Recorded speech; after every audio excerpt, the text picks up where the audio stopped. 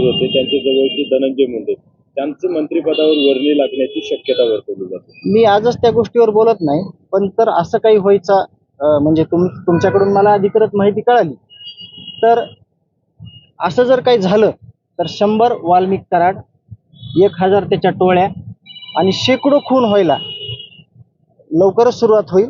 हे शासनाला करायचं असेल तर त्यांनी त्यांचा विचार जे काय पद्धतीने करायचा आहे ते करावा। यावर मी अधिकृत माहिती आल्यानंतर सगळे पुरावे माझ्याकडे आहेत की ही टोळी कशी या राजे आश्रयाखाली होती, राजकीय आश्रय कसा घेत होती आणि हे निष्पाप लोकांना कसं संपत होते। आता एवढंच मी अपेक्षित ठेवतो बोलणं।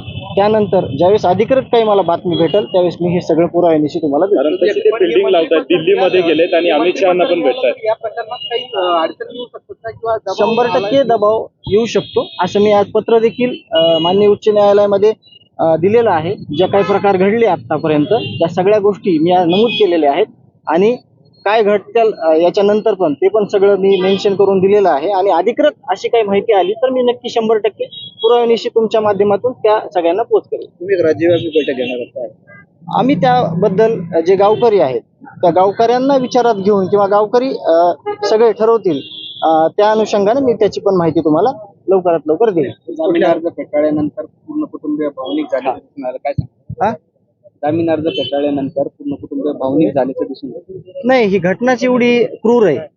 हे क्रूरकर्मी लोक आणि त्यांचे समर्थक यांच्यासाठीच ही गोष्ट म्हणजे काही मायने ठेवत नाही। नाहीतर समाजातल्या प्रत्येक घटकाला या गोष्टीची म्हणजे एवढी चीड आलेली आहे की एवढी ही फक्त हत्याच नाही केली तर त्यांनी जे त्यांची काय गुंडगिरी होती, गुन्हेगारी वृत्ती होती, ती गुन्हेगारी वृत्ती ती आमच्या कुणी आडवं येईल आम्हाला खंडणी मागताना किंवा काही चुकीचे काम करताना तर त्याला आम्ही अशी शिक्षा देऊ असा त्यांना एक अप्रत्यक्ष किंवा प्रत्यक्ष असा त्यांना म्हणजे संदेश द्यायचा होता समाजाला, म्हणून हे केलं।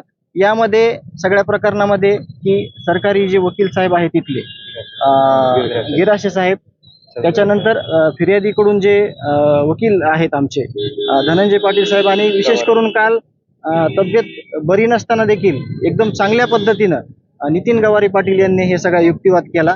या सर्वांचे देशमुख कुटुंबियाकडून आपल्या सगळ्यांकडून म्हणजे मी आभार व्यक्त करतो आणि सीएम साहेबांवर किंवा सगळ्या ज्या या सिस्टीमवर आम्ही जे यंत्रणेवर विश्वास ठेवलेला आहे त्यांचे देखील आभार मानतो। एक प्रकारे म्हणजे जामीन दिला नाही म्हणजे कोर्टाने एक प्रकारे असं मान्य केलं की वाल्मिक कराड आता पूर्ण ज्यावेळेस ऑर्डर येईल कोर्टाची त्यावेळेस या सगळ्या गोष्टी तुम्हाला मेन्शन होतील। कारण आता मी बोलणं म्हणजे अजून लिगल ऑर्डर बाकी आहे, अजून आल्यानंतर त्या गोष्टी तुम्हाला कळतील। थँक्यू।